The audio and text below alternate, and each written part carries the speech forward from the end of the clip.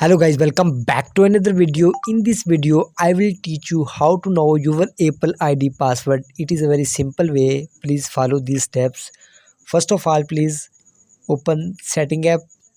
You can see, tap on it, and guys, now tap on Apple ID,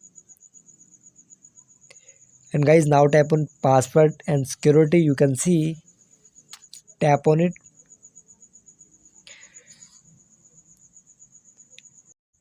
Guys, you can see your all personal information appear on screen, but password is not here. Go back for now the password. Now scroll down and tap on sign out, and simply tap on forget password. Tap on it. Now enter your phone number. You must to know your phone number for password.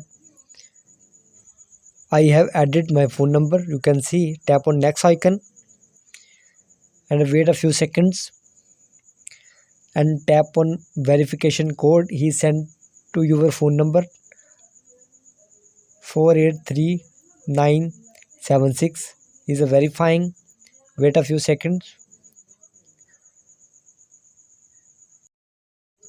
Now guys, you can see here, now enter the passcode, and I am entering the passcode 123456, and wait a few seconds and enter the new password, and this will be your password of your Apple ID.